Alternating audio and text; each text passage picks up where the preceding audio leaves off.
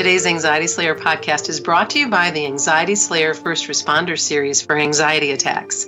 Learn how to stop an anxiety attack anywhere and anytime with this special EFT tapping sequence you can use at work, social events, or doctor's visits. We will show you exactly how to use this powerful technique to feel calm again in just a couple of minutes. Slay your anxiety attacks with our step-by-step course for stopping anxiety and reclaiming your life. Enroll today and save $20 for a limited time at anxietyslayer.com. Welcome back to the Anxiety Slayer podcast. I'm Shan Vanderleek, here with my wonderful friend and co-host Ananga Sivir. We come together weekly from Kent and Leelanau to share Anxiety Slayer sessions with you and answer listener questions from our inbox and Facebook page. Together, we share a powerful collection of techniques to reduce anxiety. And today we're going to be talking about how to deal with catastrophic thinking. Hello, Ananga. Hey, Shan. I'm so glad this question came in about catastrophic thinking because, as you well know, it's one of my favorite places to go with anxiety, and I say that sarcastically. Boy, can I go there sometimes. So I'm glad we're going to bring this up and talk about how to deal with it. Yeah, it makes hell in our minds. It has such an awful energy to it, doesn't it, when you have these catastrophic thoughts? Oh, yeah. Very awful experience and very common. It's very common. Very common. More common than I think people realize. Yeah. There are several ways to tackle catastrophic thoughts, so we'll go through a few together in this episode. Number one really is to look after mental health, mental hygiene. That's the first place I go. Be careful what you feed your mind. And we used to have that saying about computers back in the 80s, garbage in, garbage out.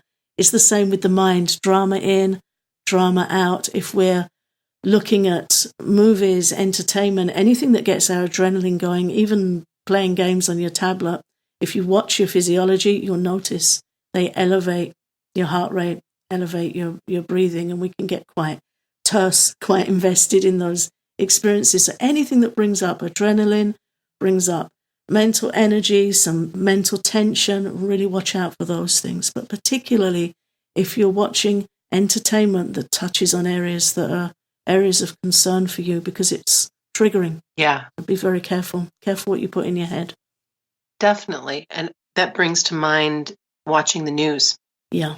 And over the years, you and I have talked about the importance of taking a media fast and stepping away from all of that information that's coming in. But particularly in my case, there's a health segment on the news almost every night. And they'll pick a topic, whatever it might be. It could be diabetes, it could be cancer, it could be, you name it. And they'll talk about it and they'll explain the symptoms of it or whatever the issue is caused by whatever.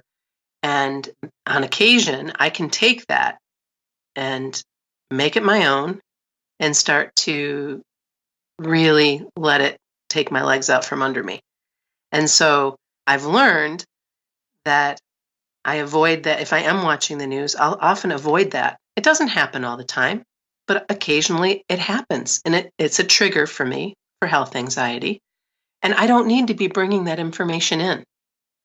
I don't need to be bringing the politics in. Right now, we have a president in the office in the United States that has really polarized the people living here. And so depending on how you feel about this man, you either are not fazed at all, or he can get your blood pressure up.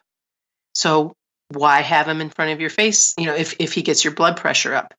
Same thing with watching movies. We've had a number of people come in on our Facebook group, our private group, talking about how violent movies affect them, or if they should be watching that. They already know the answer. You don't want to bring that in if you're trying to calm your mind. It's just something that needs to be left aside. Definitely. And then it's really important to review our taste as well, because occasionally we'll get a message from somebody saying, I know this disturbs my anxiety, but I love these kind of movies. Yeah. So then we have to budget out that, okay, there's a cause and an effect scenario. We might know that we love to eat bagels at 11 p.m., but they're going to give us heartburn. So we have to balance it out. And sometimes the mind's really naughty with that stuff. Yes. It's a little devil on your shoulder, and it will drive you to do it anyway. Yeah. And then you heavily pay the price. So it's really important to look at the influences and look at the information going into your mind. I personally choose not to watch the news at all. It doesn't serve me well. I get distressed hearing about people suffering that I don't know and I can't help. I can feel quite overwhelmed, and it puts stuff in my head that doesn't always sit well with me. It can be very triggering. Movies and intense drama series are very cleverly put together with the lighting and the visuals and the music to really get your attention. It gets a lot of our senses involved, so that stuff can really get in our heads. So we need to audit. In Ayurveda, India's science of life, it's described that our intelligence should act like a doorman at a club, at a venue, and gets to say who gets let in and who doesn't. So if you're having big catastrophic thoughts, unruly thoughts, choppy thoughts coming up in your mind, really a good idea to tighten up with the security of what gets let in. Let's talk about some of the practices that our listeners can try to go beyond the waves of the mind. On the surface of the sea, it can be very choppy. There can be huge waves crashing around, and if you're a boat on the sea, you can get thrown all over the place. But if you dive beneath the surface, if you go deeper, then it's always the same. There might be currents moving around, but compared to the surface, it's still and it's quiet. So practices that help us go beneath the surface weather, beneath the waves of our mind, are very valuable with calming catastrophic thinking. Anything that you're drawn to that's meditative, contemplative, spiritual, anything that nourishes your roots and can help you have a more grounded feeling, so that when the weather crashes through the leaves and the branches of the tree, the roots aren't going anywhere.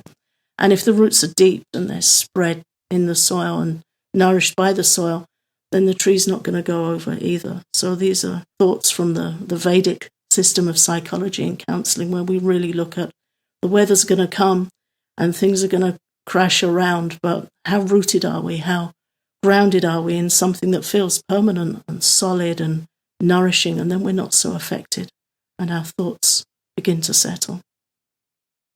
And I like that you bring up the grounding piece as well, because this is incredibly important to calm your mind. Get outside, get in nature. If it's the right time of the year, get your bare feet on the ground in the soil, get to the water, get to the sea, allow nature to do what she does best. So it's just incredibly good for you and very calming. There's some other things that you can do as well to calm your mind, whether you use Bach flower remedies that we talk about over and over again to help you stay supported. Certainly daily journaling or meditation, or in your case, Ananga Japa, music, calming, beautiful, soothing music. There's so many choices that we have to help us calm the storm. Yeah, and it is about making choices. The trouble with catastrophic thinking is it has a lot of energy to it. It really gets our attention. It really can take over our mind. So at that time, we need to be able to have choices available. They need to already be in place, something you're going to move over to. I've described on the podcast before how if my mind wakes me up with something it's chewing over at night, I'll have a book right by my bed, so I can just put my hand and pick up the book and start reading. But I still have to practice doing that, because there are occasions where my mind might really get hold of me and I'm not so prepared. Yeah. So we need to practice good choices and embed them in. And it can also be simple things like, if you like to knit or crochet, they're great activities because you can just bring your mind into one stitch at a time. Right now I'm doing this stitch and the next stitch, and just lock your mind down. Or walking, I put my right foot on the earth, I put my left foot on the earth, I take a deep breath, I look at the sky. Just bring your attention right down to a second, a mindful moment. Or listening to an audio book, but really hearing it. Listening to the flow of the narrator's voice, the use of words, the languaging. Find something in what's around you to captivate you and draw you away from the catastrophic thinking. So sometimes we need to divert and distract, switch out. That really works well. But our tendency is to go for something quick fix, like playing a game on a tablet or scrolling on social media. But that actually further feeds into the problem. We're going to see stuff that's going to, heighten our adrenaline. We're going to see stuff that might upset us or irritate us, or it's a diversion that further provokes the energy of the mind. So practicing having something in place that's calming, baking, colouring in, swimming. I had the opportunity to swim last week. I haven't been for a few months, and it was just so good to feel my limbs moving through the water, feel the temperature of the water, hear the sounds of the water. Wherever you are, just take that opportunity to immerse your senses in whatever calming practice you're drawn to, and your mind will follow. It will slowly de-escalate. All those thoughts will start to calm down. One of my favorite go-to practices this time of year is being in my garden. And from transplanting to weeding to putting, plunking a new herb or plant in the ground and just really having a relationship with the plants and, of course, the sky and the wind and the birds and everything that's happening there. Just talk about grounding and calming and just allowing your mind to have a break because you're so immersed in something so beautiful. Yeah, that's the best. It really is. Gardening and nature's a wonderful, wonderful remedy. And the mind's not going to stop. Often there's a myth about meditation that it's all going to stop, but it doesn't stop. The mind never stops. It's incessant, but it does respond to the rate of our breath. When we were talking about the example of the waves chopping away on the surface of the sea, the waves of our thoughts are directly related to the rate of our breath. So when we can practice slowing our breathing down, then our thoughts slow down and calm down too. And there are some very easy ways you can do that with some simple breathing practices. And sometimes it's just a matter of taking a handful of deep breaths. Yeah, it's as simple as that. A really nice practice I read a few years ago was a lady who likes to just go to the window and just take one big deep breath at the window. And she likes to do that several times a day. And where we live, my daughter and I will open the door to the outside a few times a day, and we just deep breath. But when we do that, it pauses our mind. And a really simple way to do it is to practice the long exhale, which we often recommend on the podcast. So just breathing in for a count of 4, holding your breath for a count of 2, and exhaling, long exhale for a count of 7. When our exhalation is longer than our inhale, then it sends a message to the mind that it's okay, I've got this, and I'm calming down. So it's really simple practice, but very effective. It really is effective. It's my go-to for sure when I start to pile on and get anxious or start to be in that cycle of worry, that loop of worry that can sometimes happen. The long exhale has been there as a friend. That practice has become a good friend. Yeah, it's so easy to remember. You don't have to think, oh, how do you do it again? You know how to do it. It's so easy. Another one that I really like is something I've adapted a bit from Qigong. There's a Qigong breathing practice where you just stand and soften your knees and you imagine breathing in with the entire surface area of your body from head to toe. So you're breathing in with all of your skin and you're breathing in healing, calming, restorative energy. And then in the Qigong practice, as you breathe out, you imagine any sickness leaving your body, and it's described like black smoke just wisping away. So you imagine that happening from the whole surface area of your body. Mm-hmm. If my mind's kicking off, I like to tweak that a bit, and I'll do the nice breath in. And then as I breathe out, I imagine any negative thoughts or worries just leaving my head like smoke and going far, far away. So you're bringing in the slow breathing and the long exhalation, but just sending that intention to clear your head and just release any unwelcome thoughts. And I find that a really calming practice. I have a similar practice and I add some sound to it. And so on the inhalation, it's like, you know, and then so you have that grr that goes along with that picture of the black smoke leaving you, right? So the Right. sweetness coming in Oh, and nice. anything else going out. Yeah, it's nice. Yeah, making it active. Yeah. It catches our mind, and standing and using your whole physiology. It's a really nice thing to do. So you can do that in a park, or if you're on a walk, you can just stop and do that. I mean, I'm not sure about bringing the growling into No, it. I don't know about the growling. People will notice that, but my silent tweak, you can do that anywhere. But Right. your growling tweak, then requires a bit more privacy, but it's still really good. It's a really good thing to do to actually bring that sound in. And of course, in Qigong, there are healing sounds and ways to use your voice and your breath. So, Yeah. that brings another sense in. I like that. Yeah. Then, of course, we talked a little bit about journaling for clearing and peace of mind. Anytime that you can get what's rolling around in your brain on the paper, just let it out. Yeah, for sure. Definitely. And again, we talk a lot about getting specific with anxiety. So when we're talking about catastrophic thinking, sometimes it's very general.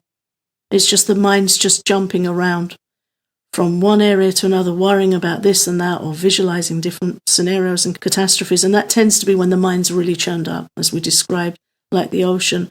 But sometimes there's a specific fear, a specific catastrophe that we've conjured up and made a story around it, and it just comes to mind so readily and so horribly with all its visual effects.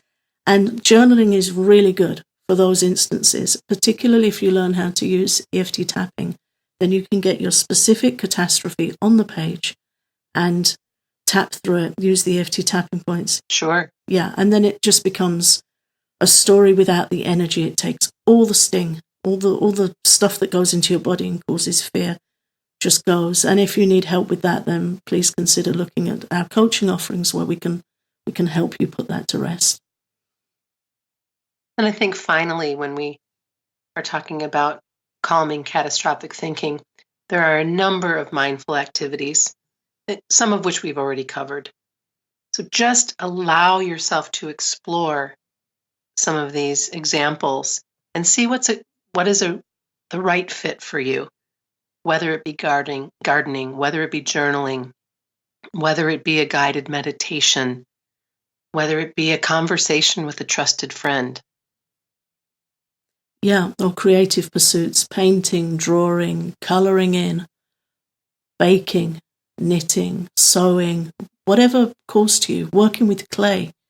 Working with clay and kneading dough are particularly good. In Ayurveda, it's described that a particular energy moves in the mind and causes anxiety, and it's the energy of air and ether. So when you're working with dough or clay, something, or gardening, getting your hands in the mud, something grounding and heavy, it's the opposite energy. Yeah. So it gives balance, it gives roots, it stops the mind flying around so much. So have a look and see what speaks to you, what appeals to you from the examples we've given, or share with us your own example. It's always good to hear other people's coping strategies or ways of getting the mind immersed. But that's what we need to do. We need to find a way to lock the mind down and bring our attention moment by moment into something peaceful, calm, and safe. And always remembering the tip we always share, which is to remember, in this moment, I'm here and I'm okay. Just that moment by moment, bringing it down to this moment right here, right now, because catastrophes are always future-based. Yes. They're not here. It's a conjuring of the future, so bring it back to now. In this moment, I'm doing this and I'm okay. That's just really great. Great reminder to just bring everything down to the simplest form possible. If you want to continue the conversation with us, join us at our private Facebook group. You can find us easily by searching for Anxiety Slayer or going and typing in facebook.com/groups/Anxiety Slayer. And we'd love to have you join us. Our group is growing nicely, and we have a lot of sharing going on, a really supportive group of people together there in that private Facebook group. Thanks again for a great conversation, Ananga. I look forward to our next podcast. Slay your anxiety attacks with our step-by-step course for stopping anxiety and reclaiming your life. Enroll today and save $20 for a limited time at anxietyslayer.com